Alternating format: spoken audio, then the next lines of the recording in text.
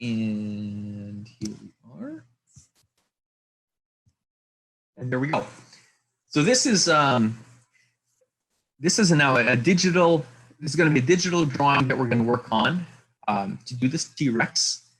And I thought, maybe this time it'd be kind of fun to do a different kind of a view of this animal. A lot of the time we see it, charging at an animal or roaring, or just kind of it's running and hunting, or various kinds of really active kinds of things. A lot of the time when we look at modern animals, we see that they're not always highly active. And so kind of we could try to move away from that in this image, from this sort of monsterized view of Tyrannosaurus that we might call it that. And I'll show it, and we can all draw it in sort of a way that it might have happened that it might have been doing other things. Like, for example, in this case, just kind of chilling out and relaxing. So with that, let's start this up.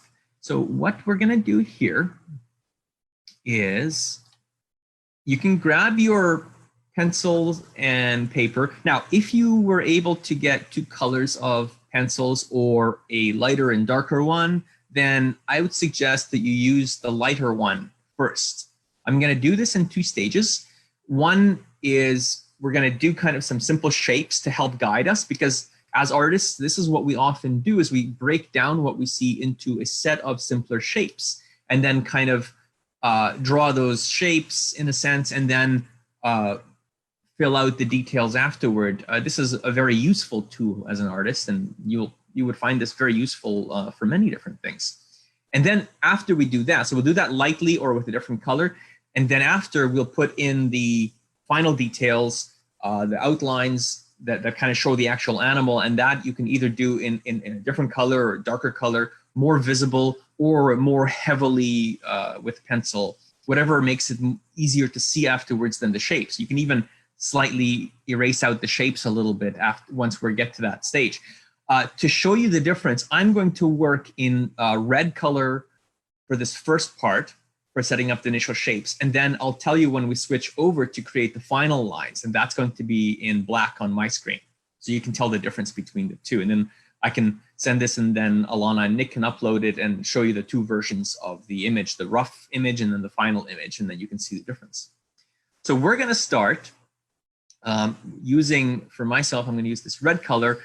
And okay, so first of all, I'd like you to take your pencil and around, say, just a little bit to the right of the center of your page. And I've set this virtual page up to be the same size and dimensions as an 8.5 by 11 page, so a regular letter size page. Just close to the middle and a little bit to the right side of it.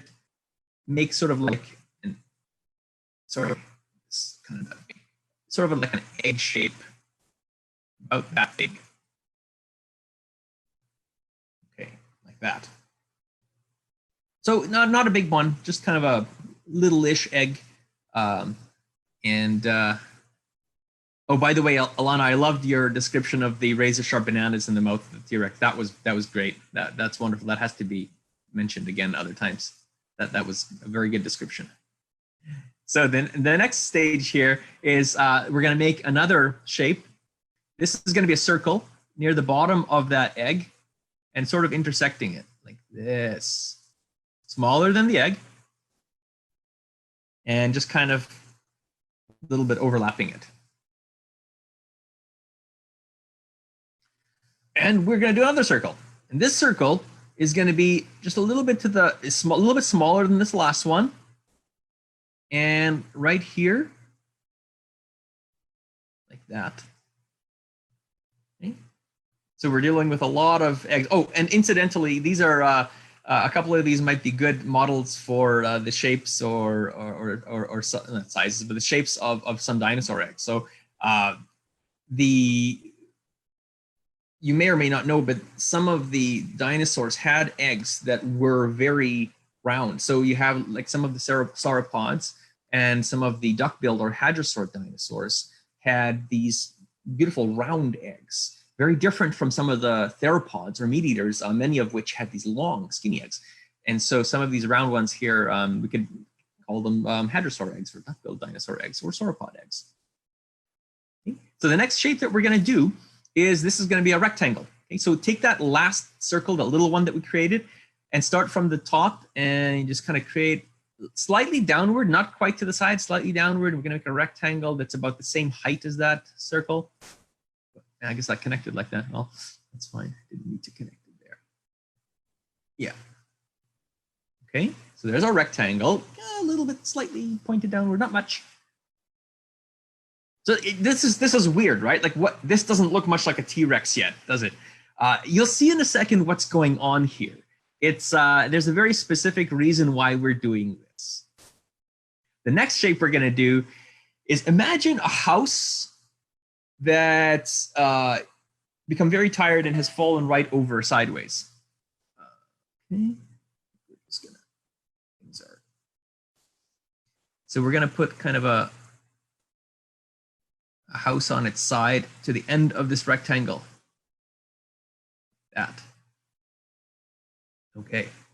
Actually, what I'm going to do is, give me 1 second. I have to switch this over to share because I think I'm getting a bit of interference from another program that I can't stop running, apparently.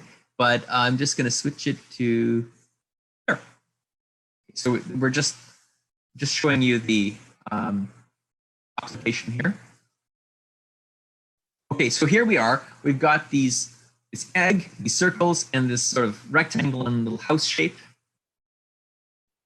And after that, now we're going to make a bigger, well, kind of a jelly bean, I guess, let's call it. So we're going to go to the top of that egg, and just to the left of the top, we're going to start and watch how I'm going to make this sort of big jelly bean that's hidden behind that a little bit, kind of like that. You can't see the whole jelly bean because it's behind the egg, but it's a big jelly bean shape. Okay. Now we're going to make a kind of another bit of a half-hidden jelly bean behind this big jelly bean. This is going to be a little bit of a smaller jelly bean and also half-hidden. So I'm going to start from the very top of that jelly bean a little bit to the right and see how I go upward and come back down here like that. So some of you might sort of see what's going on here yet, but it's going to be a tricky one to figure out. Some parts of it might be obvious.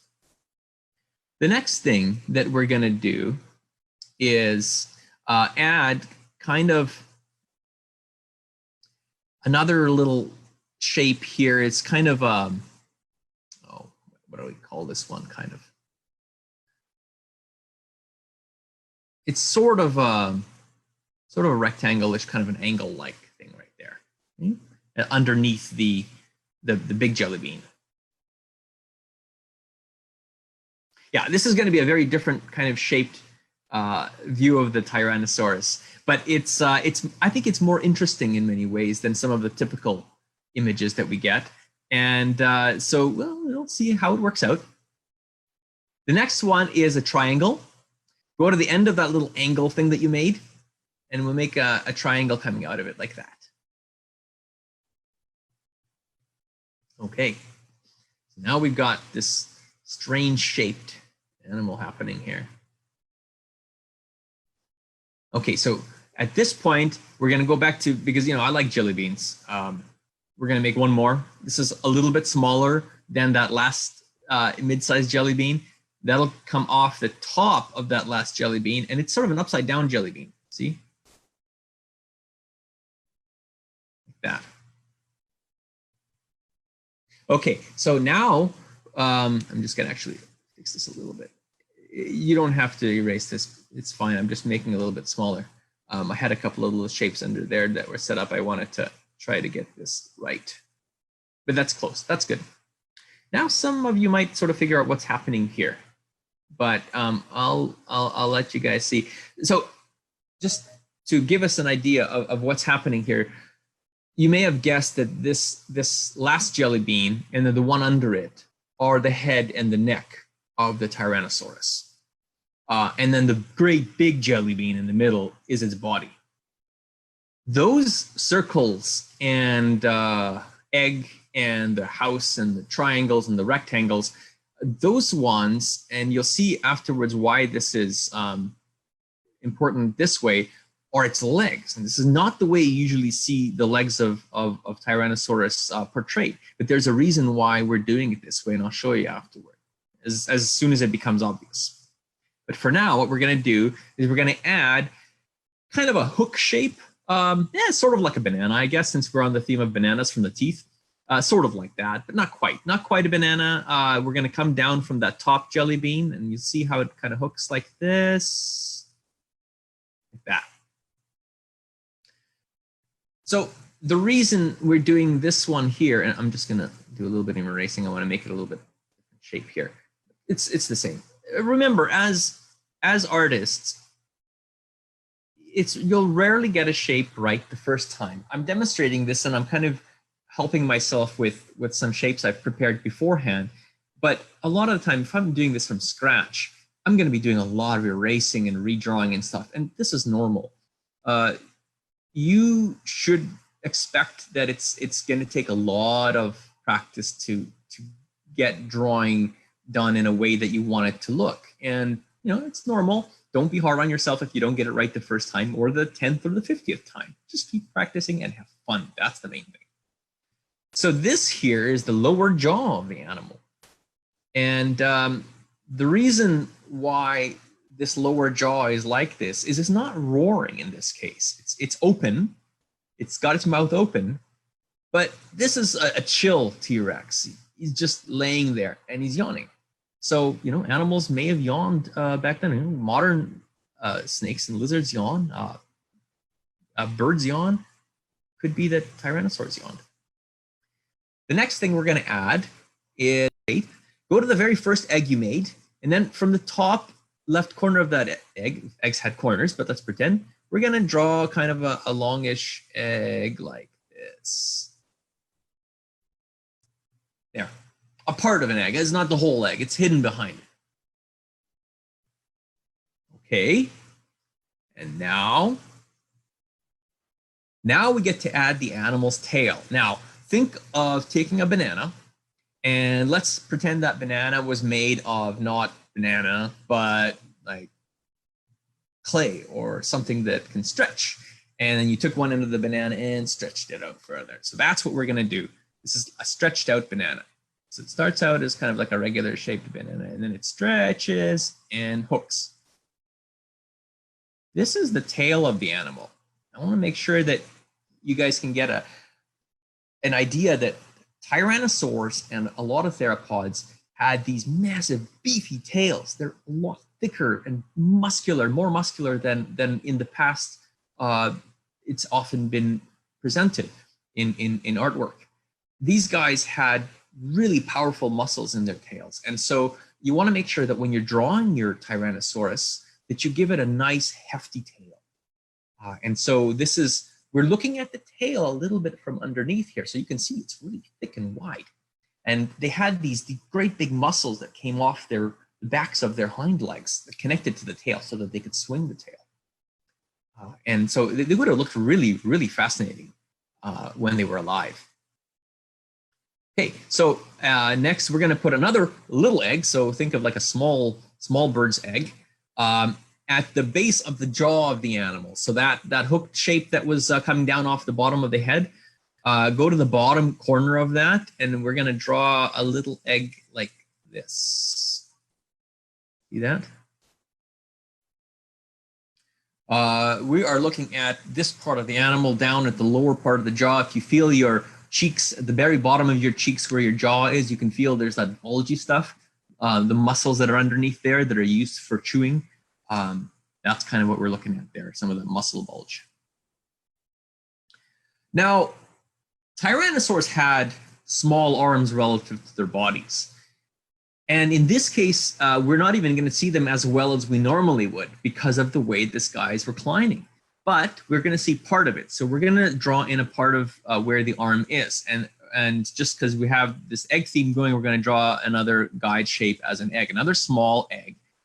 Go to the very bottom of that great big jelly bean shape, the body, to the lower right-hand sort of corner of it, And we're going to do another little egg close to the same size as that last one, just like this. Okay, so now we've got where the arms would be on this reclining, chill dinosaur.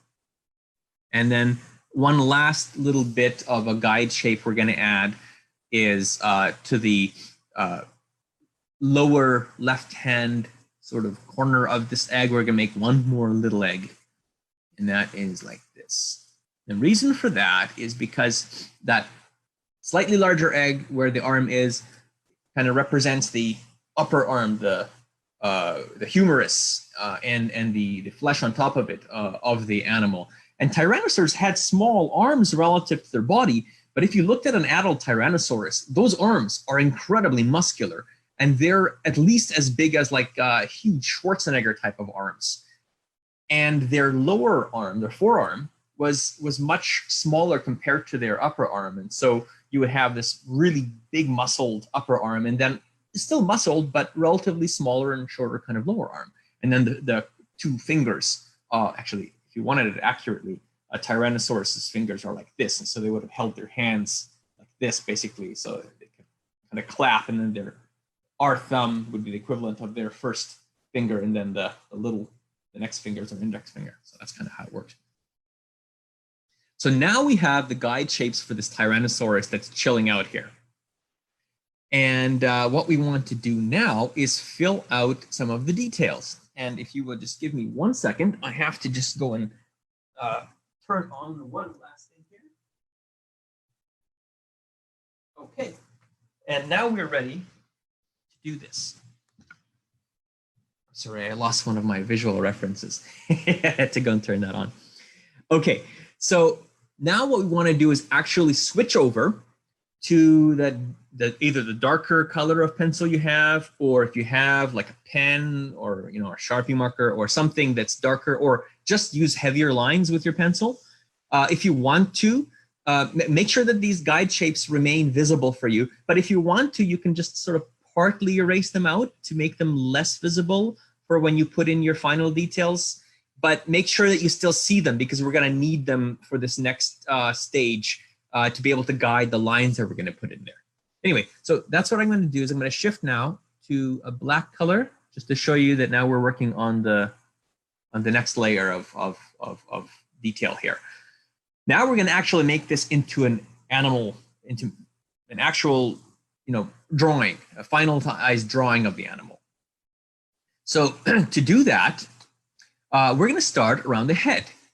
So this jelly bean shape, it represents the skull, the top part of the animal. And I gave it a little bit of an upturn here. It's a bit of an exaggeration. So some of the lines we're going to draw are not going to perfectly follow the guide shapes. Those guide shapes are there to kind of help us to know the proportions, the size and shape and position of these different parts of the animal, but we don't have to follow them precisely, or else it would just look like an animal made out of jelly beans and eggs and houses and such, and we don't want that. So instead, we're going to draw the animal's actual details now. So at the skull here, Tyrannosaurus had this massive skull, especially Tyrannosaurus. So I'm going to start here near the top, and we're going to draw, and I hope you can see the black there. I'm going to close to follow it here, and then slightly move away from that tip there, like that. And then I'll follow down the bottom of the upper part of the jaw down to where it connects with that sort of hook shape. Stop there. So that's kind of the snout of the animal, right? Near the tip of the snout is one of the nostrils. So we'll put a little kind of dotish thing right at the tip there, right? They have their nostrils right in the front for breathing. This this lower line here is actually the we're gonna see the head a little bit turned to the side, but not fully from the side. So what we're seeing, and he's turning his head up or her head up, and so we're actually going to be able to see inside of the mouth.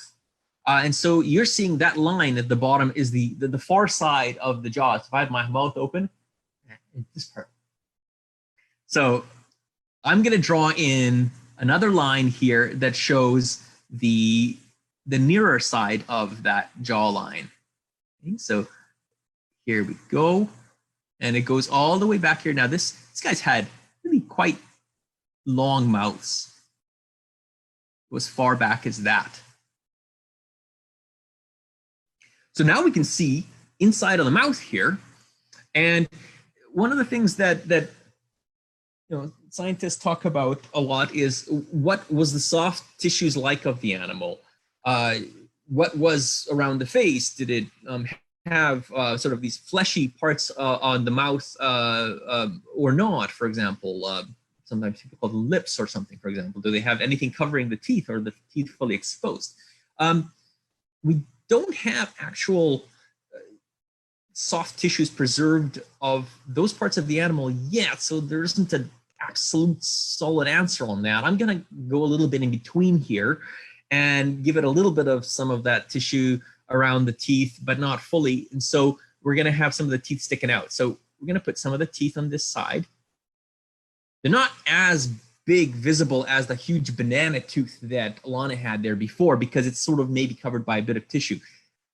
Maybe, maybe not. I'm not going to take a position on this here, but I'm just kind of going to go halfway with it. Okay, so you have some of the teeth visible on this side. And then because you can see inside the mouth, you can kind of see the teeth of the other side of the jaw. And so you can sort of lightly put in teeth on that side as well. You see, like that. They're big, so those ones would be bigger. You can see more of them because that any tissue here, maybe if I put some of them in, it won't be covering it as much. Now, for the top of the head, tyrannosaurs had really neat skulls. They had these ornamented kind of bits of bone on top of their head.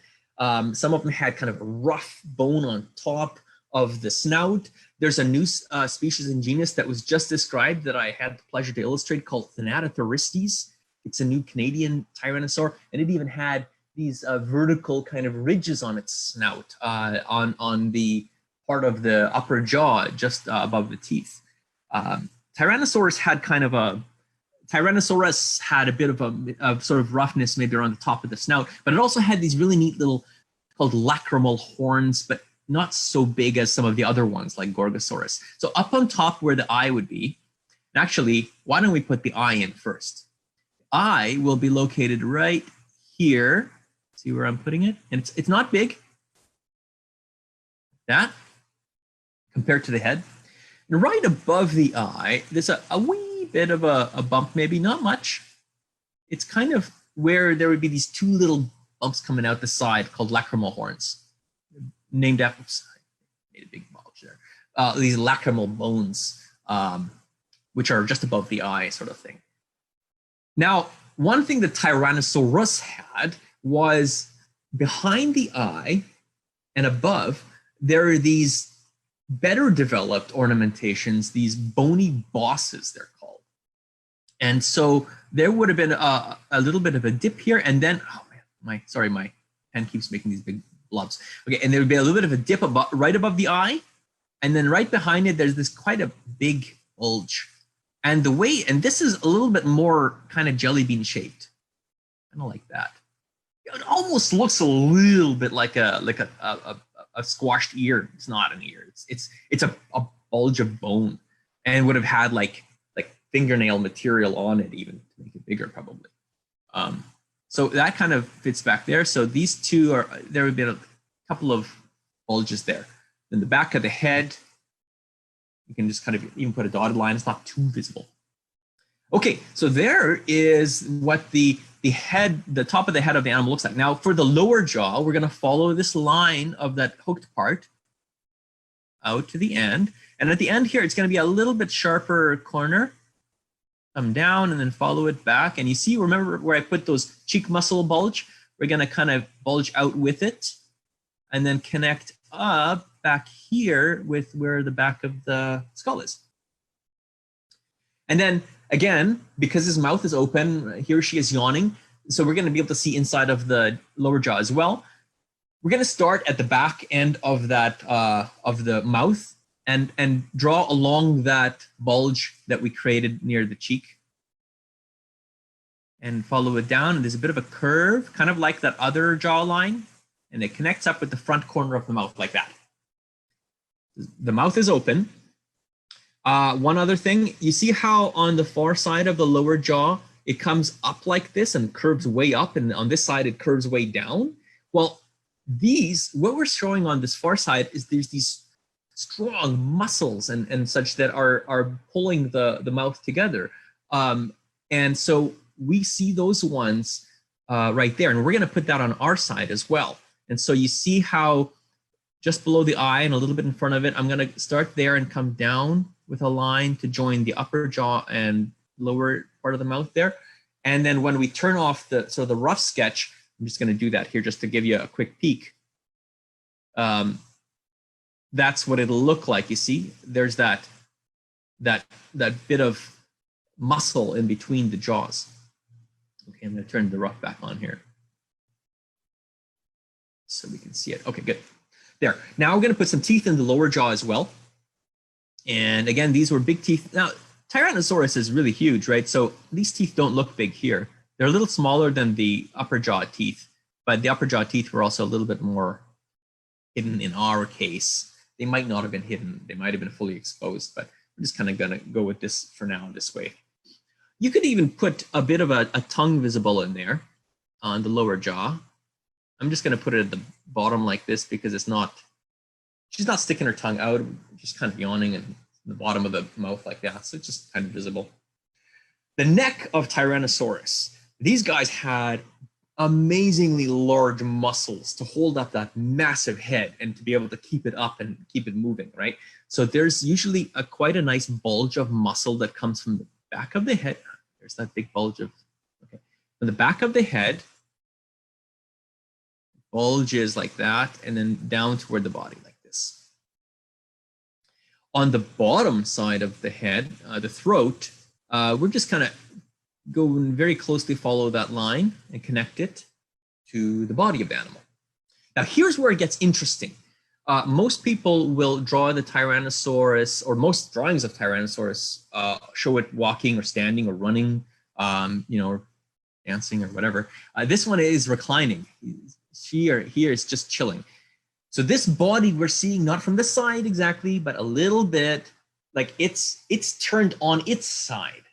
And so we're seeing a little bit of the belly and the chest, but the chest is more laying straight down on the ground, and then the belly is kind of turned out to the side. So this one's really chilling. So it's kind of a little bit of a more complex shape, but that's why we've got that sort of jelly bean shape. It's not exactly the same shape as you would expect for a Tyrannosaurus body, but we want it to be interesting here, not the typical kind of drawing. So I'm going to follow the animal's body. There's a bit of a bulge here because it also had a nice hefty rib cage to hold its lungs and so on.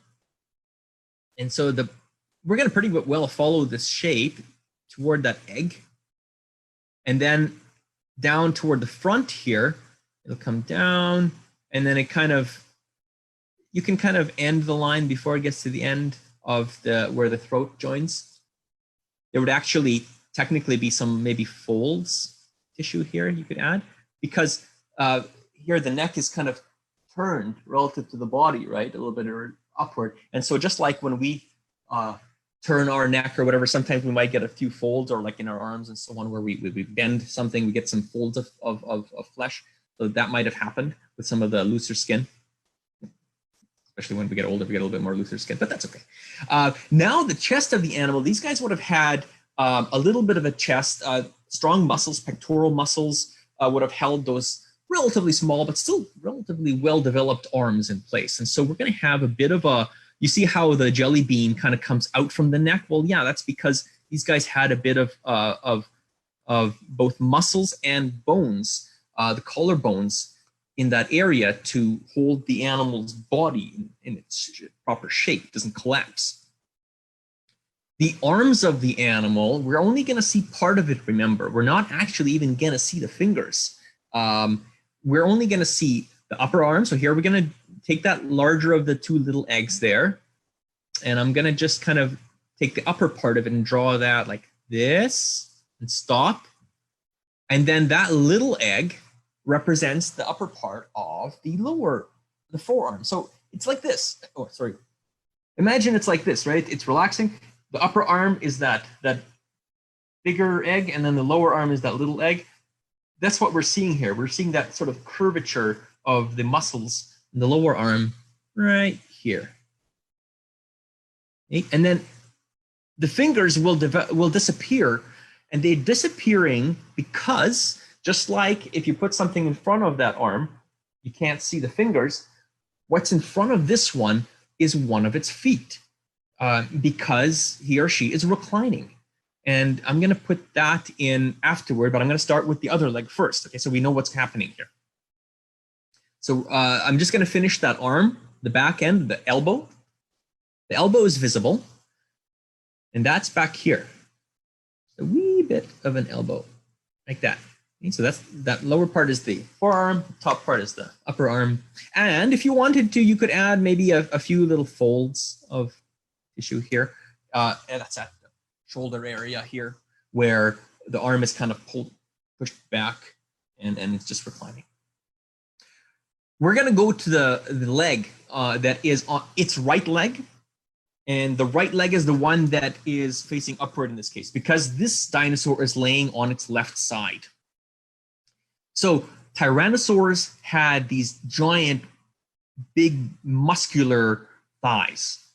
And so we're going to have a lot of tissue visible on this. That first egg that we drew is the thigh of the animal. We started with that because that was close to the center of the image, and we wanted to make sure that we set that up right. So the thigh of the animal starts up here, quite rounded, and then at the lower sort of corner of this egg, that's where its knee would be. We're looking at the leg. Imagine if I were to hold my leg out toward you, like pretend this is my leg. You're gonna see it sort of a little bit edge on. Say the thigh is up here. You're gonna see that a little bit edge on, and so you're not gonna see it as long and skinny, but kind of like, it's called foreshortened, where you see it, the longer part is more sticking out toward you, so it doesn't appear long, it appears kind of squashed. That's why it doesn't look as long as it does on most tyrannosaurs. But this is more interesting, and this is useful to learn as an artist to be able to show animals from different perspectives than they normally would. The knee here is, we're just going to add a little line to show the bottom end of the knee there. And then the front end of the knee, or the top part of the knee, finishes at the end of that egg. Now, back here on this same egg, which is the thigh, we're actually gonna not maybe fully connect it. And I'll show you why afterwards. If we go from the bottom part of that egg, gonna go up a little part of the way, following along the edge. We're gonna stop there. The reason is because these animals had, as I mentioned before, there are these big muscles that connected the back of the legs, the thighs, to the tail. And we don't want to make the back of the leg look like it's chopped off. We wanted to show it so that it's sort of, there's a bit of continuation of a bulge toward the tail. The next part of this leg is the calf. So the calf muscles, like on your lower leg, the shin in the front and then sort of the calf in the back, there's that big bulging muscles, like when you're running, those bulge out a lot. And so these dinosaurs also had very muscular lower legs as well. And so we're going to start with that circle that we drew second after the first egg, and we're just kind of follow it along toward the back. And again, we're not seeing it very long because this time this animal is laying down and it's squashed. You're looking at it sort of edge on. And we're not even going to finish it right to the front there, but kind of stop it like here. Oops, I kind of made a bit of a bulge there with the pen, but that illustrates where it should stop. And then that small circle and the rectangle and that house shape, those are the ankle and foot of the animal and the toes. The way it's going to work is like this. Start at the back of that little circle, finish it there like that. That's the back of the ankle. These guys walked on their toes, not like us. We walk on our full foot, and our ankle is basically, our heel is touching the ground. That's a method of walking or placing our foot on the ground that's called plantigrade. But dinosaurs and birds have what's called digitigrade walking in. So they actually only touch the ground with their toes. Their ankle and their heel is way up here on off the ground. And so what we're looking at here is this heel of the dinosaur, the back end here, which normally would have been off the ground. But now, because it's laying down, we can see it as well. This long rectangle, we're going to complete that on top here with a little bit of a dent on top. Kind of slightly, it's pretty straight. It's pretty close to straight, a little bit maybe of a dent. We're seeing it from underneath. And so we're going to complete the bottom of it as well. But before you, sorry, my program keeps making thicker lines. Before you get to the full end of it, I'll tell you that it also, there's going to be a toe here visible that is on the inside of the foot. So on the inside of the foot, on the inside of the, what would be our long part of the foot, these are called metatarsal bones inside that part. There is an additional little toe that I'm going to draw in like this. It just has a small bulge here. It was a toe that would have been held off the ground when it's walking. And then that house shape is the 3 large toes of the foot. And the way that's going to be is they're kind of reclined and they're relaxed. And so they're kind of a little bit overlapping. And so we're going to follow this line, and then I'm going to give it 1 toe here, 1 toe here, and 1 toe here. You see they kind of weirdly overlapping because, man, if you're resting your hand on the ground or if your foot was really flexible, this is what's happening. Those toes are not flat out like this. They're kind of like relaxed. They're sort of like that. You see how they're kind of bent around each other? That's kind of what's happening here. And the foot, the part that would connect with the ground is here. There's kind of maybe like a pad, a tissue pad, and then there is these pads of tissue underneath the toes as well. We're looking at the bottom of the foot here, not the side. But that's what makes it interesting here. This is a very unusual kind of a perspective of the dinosaur. There's our left leg now. The right leg passes under the animal because remember the animal's laying on its left side. So the right leg is underneath it, but it's still long. So it sticks out from underneath the body of the animal. And just like with the right leg, we're seeing the left leg's foot or sort of that ankle region sticking out here. And that's what that long bit is. The reason this part here, if you go to that, that long sort of rectangle that's left now under the arm, this little curve here is because the body of the animal kind of curves up over it. Then we'll continue here, finish up that line to the foot and the one underneath it like that. And remember, I mentioned there's a little toe that's held off the ground that is along the sort of the long part of the foot of the animal. Well, on this one, it's on top here because it's on the left leg of the animal. So that's kind of a little bit of a claw at the end. That. I didn't give the, I just realized I didn't give the right foot any claws, but you can do that. You go back to the right foot with this 3 toes. You can kind of just outline a bit of a claw at the end of each. Like that. Okay, so now it looks a bit more like a dinosaur foot. And now we're going to put the 3 toes at the end of the left foot of the animal, the one that is passing under its body. And so again, we have 1 toe here and a claw at the end. And it's kind of relaxed. It's kind of hanging down a little bit. And then the big middle toe with a claw at the end. And then the farthest out toe, a little bit of a visible claw. And they're kind of like that. They're kind of smooshed together, right? It's relaxing. And again, as I mentioned, there are some of these pads underneath it, maybe to kind of help it to support its weight and distribute that weight over the flesh.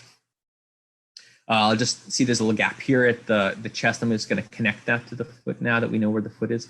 The foot is in front of the chest and the arm. That's why now you can see why we can't see the fingers on the hand, because the fingers of the hand fall behind the foot. The foot is hiding them. And there's one more part of the animal left here, and that is its tail, right? So again, remember we have this beautiful, big, muscular, beefy tail of the animal, especially because now we're seeing it sort of from below a little bit because the animal's on its side and we're looking at it from its belly kind of thing. And so this is a massive tail. So like you see a lot of reptilians today that are of similar size, like alligators and crocodiles. If you look at their tails, they actually bulge out a bit from the body. And so this thing has a big, thick tail, and we're going to follow that down here. There's not much curvature in it. Why is that? Because tyrannosaurs are a group of carnivores in a group known as the tetanurans, which means stiff-tailed. They had bones in their tails that prevented them from being too flexible or too sinuous like a snake. And so if you draw your tyrannosaur tails right, they shouldn't be very winding, because that wouldn't have been very possible for them. So there's our tail. And remember I mentioned at the back end of the big legs of the dinosaur, there are those muscles that kind of come out and connect with the tail. So we're going to show that bit of bulge here by a few lines that kind of come down like this. A few little lines. That kind of shows that there's a bulge there. What you can't see as clearly from here, but we'll put on a little line, is the tail of these guys was made up of sort of two main, if you took a cross section, the tail was made up of two main sets of muscles. There's more than that, but two large groups of them.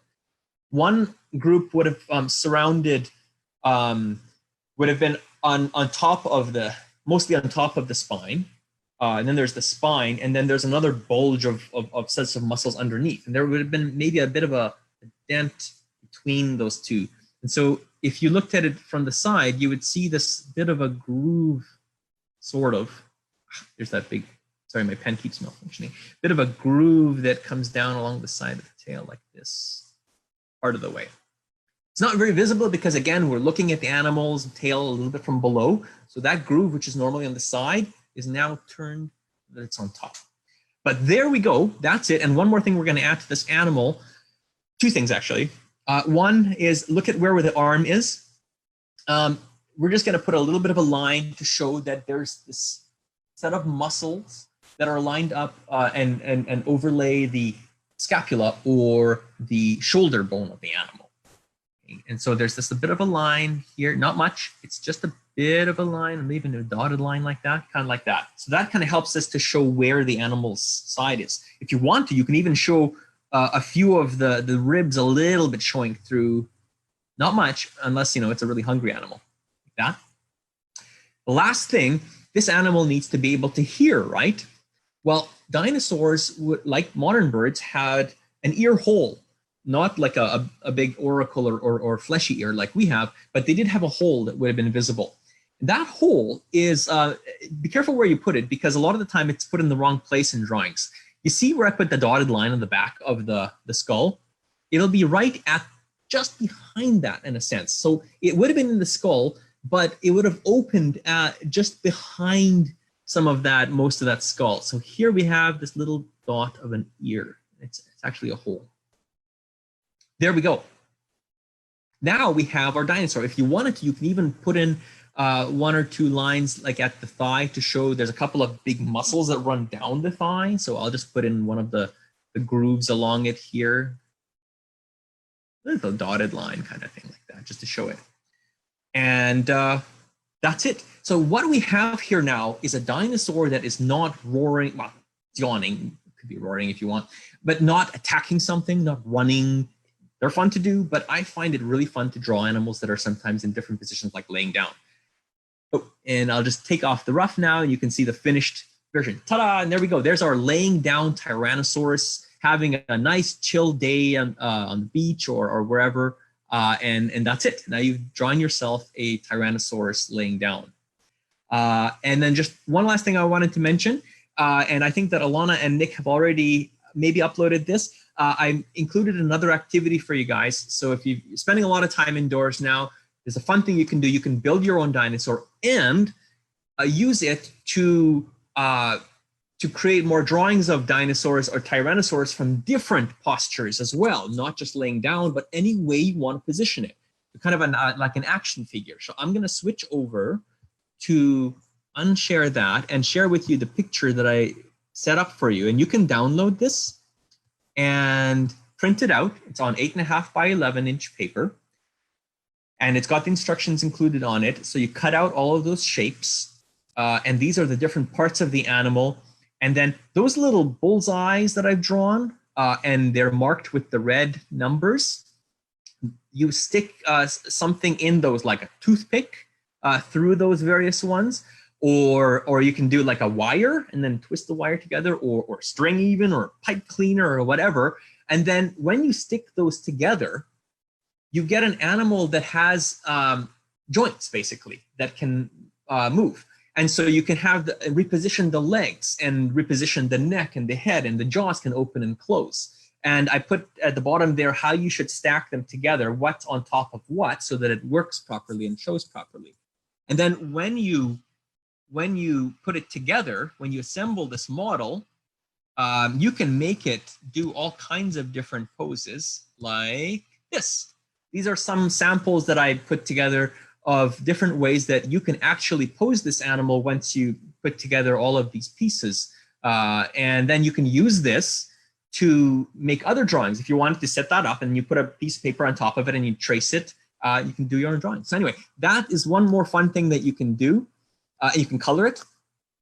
And there we go. And that's basically all that I have to say with this presentation. And now if you guys want to do some questions, I'll let you guys take over from that. Hi, thanks so much. That was fun. My pleasure.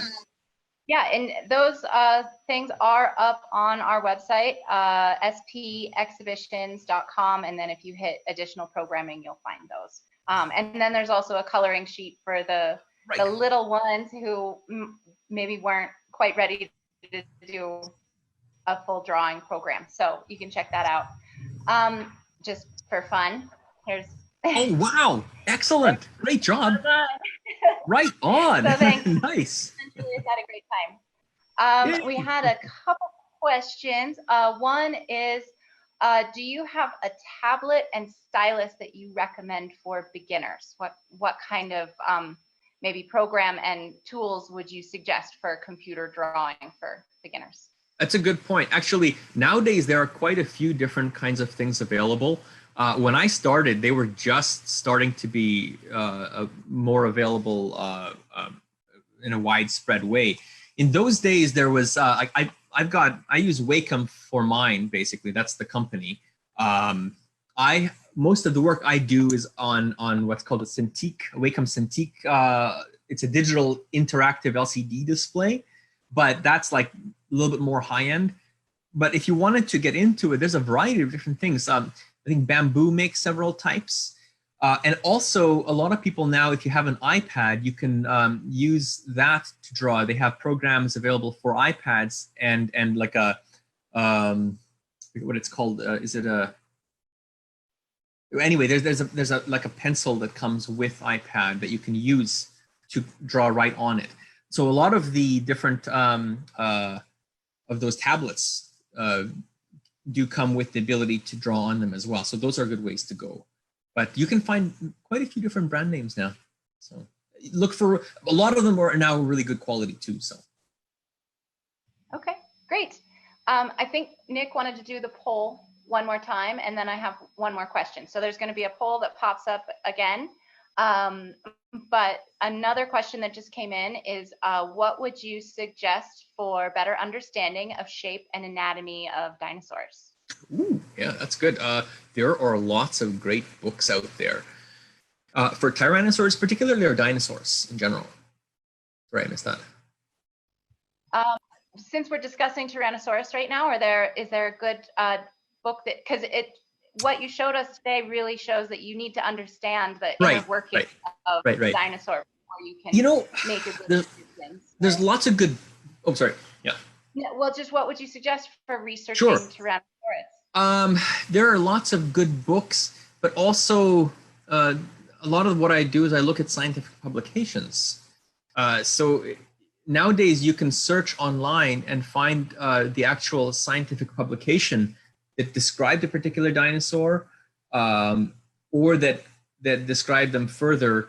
I mean, there are some, oh boy, there are some really great books on them. Trying to think of any particularly good ones that jump out at me. Let me maybe send you a list. That would be easiest, because I do a lot of searching for scientific publications, and individual books don't pop out as well to me at the moment. But there are some really good ones out there. So what I'll do is I'll send you some samples, and then maybe if you can post those. Would that work? Yep, sounds great. We'll add that to our additional resources on the Excellent. the silver plume. So, one more. We have one more question. Hang on. Yep. Coming in from Facebook Live, I think, right? Excellent. Okay.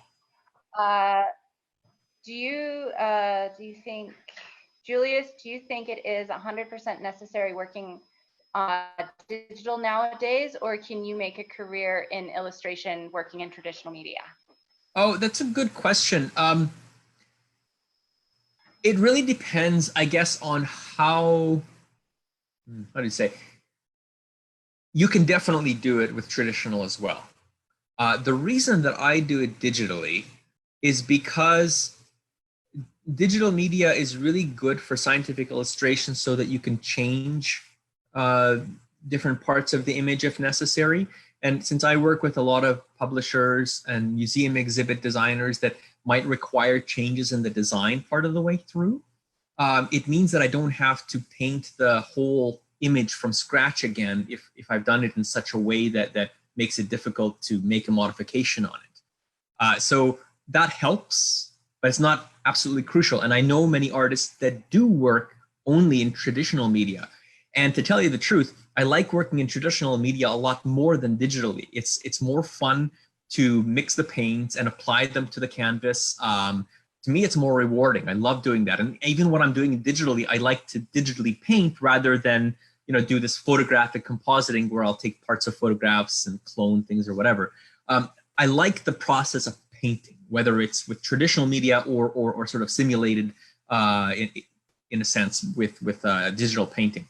But you can do it with traditional painting as well. It just means that you have to be ready to make modifications, and whatever way you can do that to streamline it, it will benefit you. Great.